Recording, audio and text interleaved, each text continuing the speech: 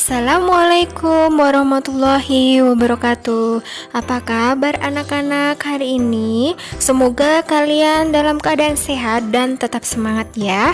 Kita akan melanjutkan ke bab berikutnya, yaitu tentang materi dan perubahannya. Sudahkah kalian siap untuk belajar? Jangan lupa berdoa dulu ya sebelum belajar, dan tonton videonya sampai selesai. Oke, kita langsung ke materi ya. Apa itu materi?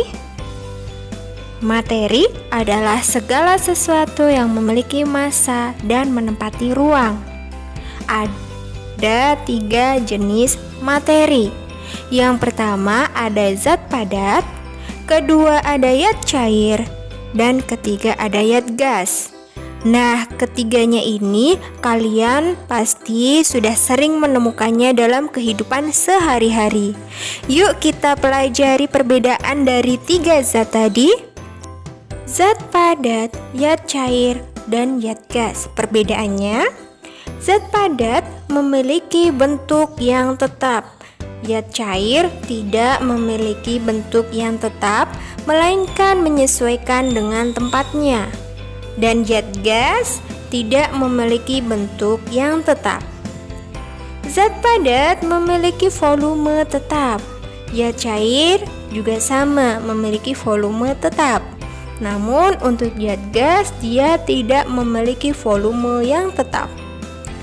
Zat padat, jarak antar partikelnya rapat atau sangat rapat. Ibu perlihatkan pada gambar ya. Di situ terlihat jarak antar partikelnya rapat. Kemudian zat cair, jarak antar partikelnya kurang rapat atau sedikit renggang. Nah, ibu perlihatkan pada gambar. Kemudian zat gas, jarak antar partikelnya renggang atau sangat renggang. Ibu perlihatkan kembali pada gambar.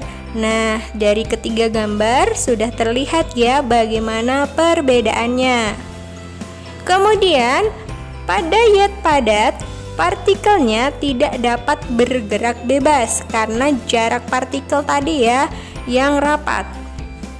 Sedangkan zat cair, partikelnya dapat bergerak tapi geraknya terbatas. Sedangkan zat gas, partikelnya dapat bergerak dengan bebas. Zat padat tidak dapat dimampatkan. Zat cair sulit dimampatkan dan zat gas mudah untuk dimampatkan. Perbedaan selanjutnya, massa jenis zat padat itu besar, sedangkan zat cair massa jenisnya sedang, dan zat gas massa jenisnya sangat kecil. Selanjutnya adalah perubahan wujud zat. Kalian perhatikan gambar ya. Di situ ada zat cair, gas, dan padat. Nah, ketiga zat ini dapat mengalami perubahan dikarenakan adanya kalor, baik itu melepas kalor ataupun menerima kalor. Kita bahas satu-satu. Pertama, cair berubah ke padat. Nah, ini dinamakan membeku. Contohnya adalah ketika kita menaruh air ke dalam freezer. Lama-kelamaan air tersebut akan menjadi batu es atau memadat. Kemudian padat menjadi cair. Nah, peristiwa ini disebut dengan meleleh. Nah, di sini contohnya ketika es yang ada di dalam freezer kita keluarkan, nah dia lama-kelamaan akan mencair. Kemudian dari cair ke gas. Cair ke gas, ini contohnya adalah ketika kita menjemur pakaian yang basah, saat kita jemur di terik matahari, lama-kelamaan dia akan menjadi kering. Kemudian gas ke cair. Nah, gas ke cair ini dinamakan dengan mengembun. Contohnya, ketika kita minum air dingin. Nah, gelas yang kita pakai, dinding luarnya itu akan terlihat basah. Nah, itu yang dinamakan dengan mengembun.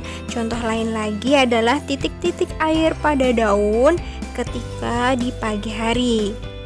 Kemudian dari padat ke gas. Padat ke gas ini namanya adalah menyublim. Contohnya adalah kamper atau kapur barus yang diletakkan di lemari pakaian ataupun biasa diletakkan di kamar mandi. Kemudian dari gas ke padat ini dinamakan dengan mengkristal. Contohnya adalah pembuatan dry ice. Bagaimana? Mudah kan? Sekarang kalian sudah paham ya apa itu materi, zat, dan perubahan wujud zat. Baiklah, kita lanjutkan. Selanjutnya kita akan membahas tentang unsur, senyawa, dan campuran. Di awal video, Ibu sudah menjelaskan tentang materi, yaitu materi adalah segala sesuatu yang memiliki massa dan menempati ruang. Materi ini terbagi menjadi dua, yaitu ada zat tunggal dan campuran. Zat tunggal itu terbagi lagi menjadi dua, yaitu unsur dan senyawa. Begitupun dengan campuran. Campuran terbagi menjadi dua, yaitu campuran homogen dan campuran heterogen. Campuran homogen itu meliputi larutan, sedangkan campuran heterogen itu meliputi koloid dan suspensi.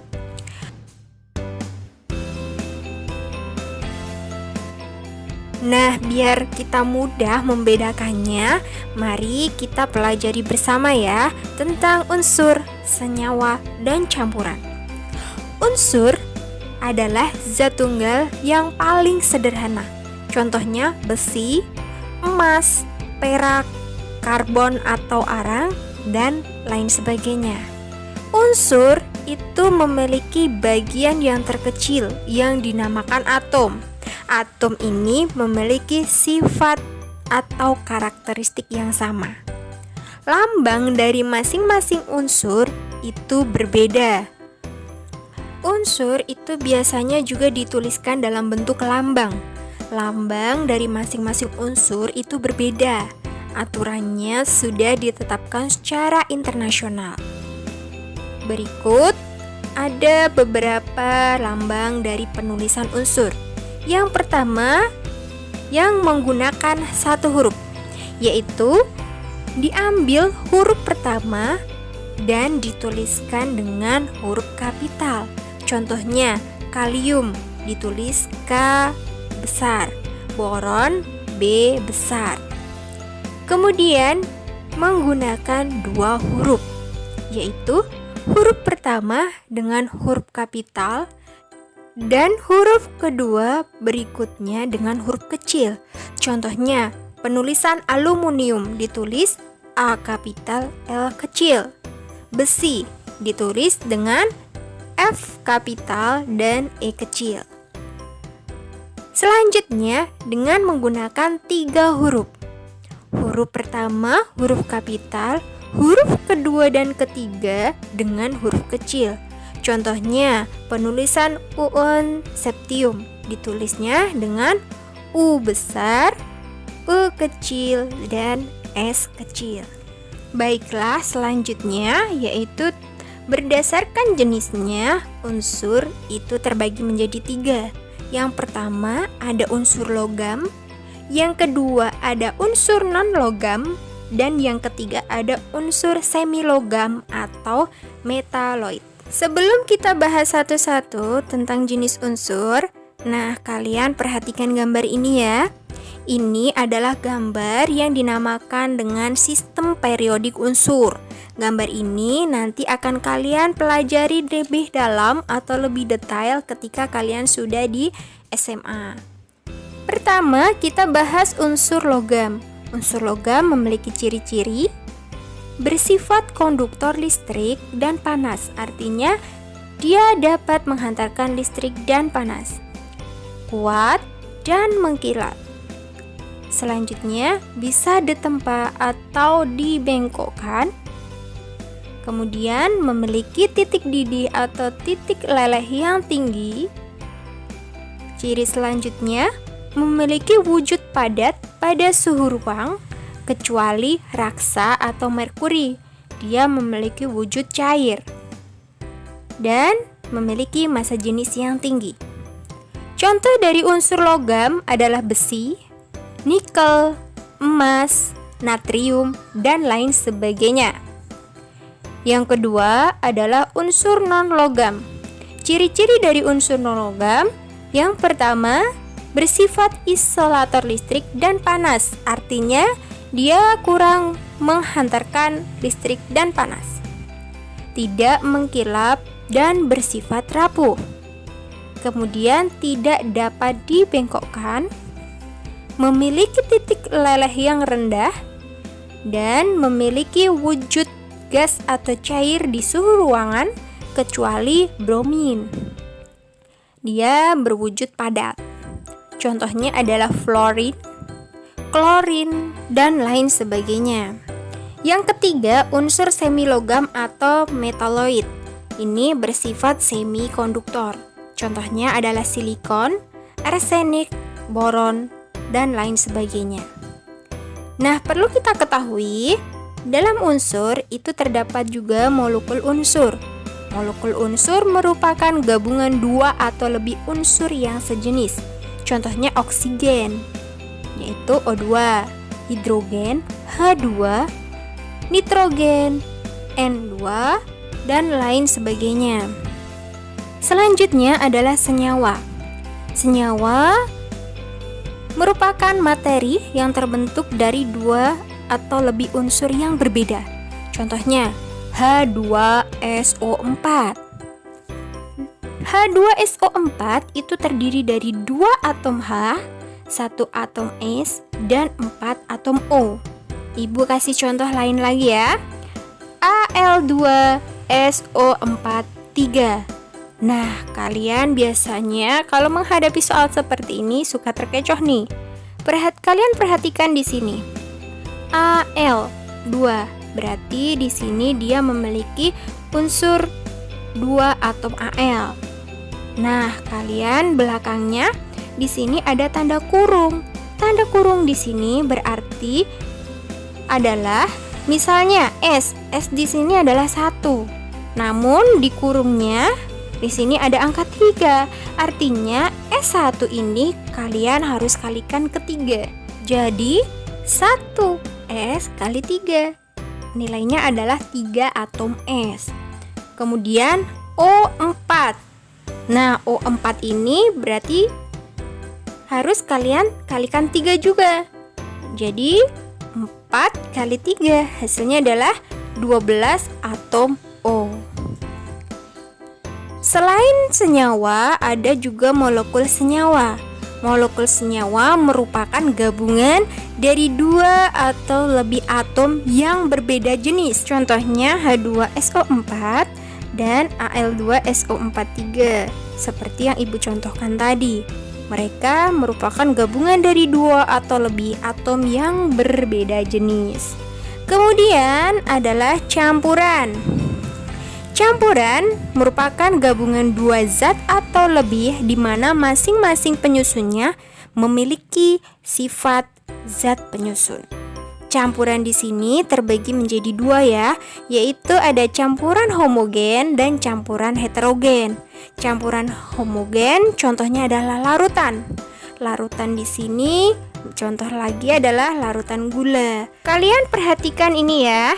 Di sini ada air dan gula.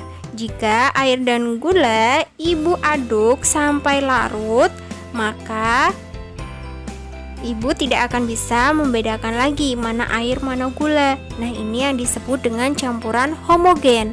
Sedangkan campuran heterogen contohnya adalah kopi dengan air.